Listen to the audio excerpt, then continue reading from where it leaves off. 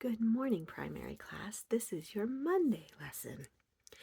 Yesterday we learned that Paul was in Berea and he was talking to some men who thought they were very wise, and he was teaching them about Jesus. Paul was in Athens.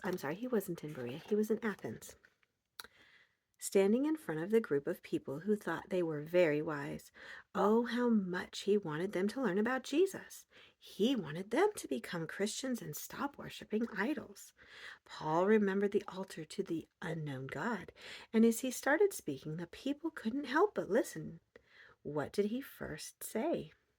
Acts 17, verse 22 and 23 tell us what he said.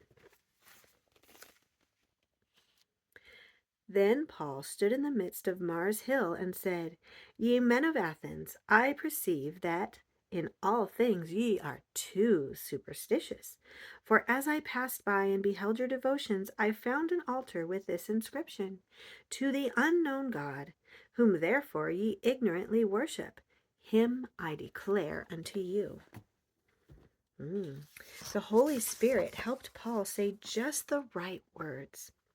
Those proud, wise men soon knew that Paul was wise too, and for a while they listened carefully, and he told them about the true God.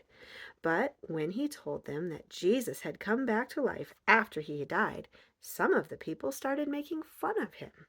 Others didn't want to listen anymore. They just didn't believe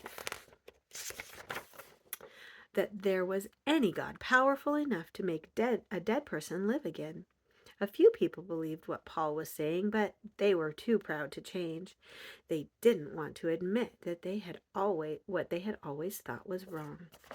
Verse 32 tells us about that.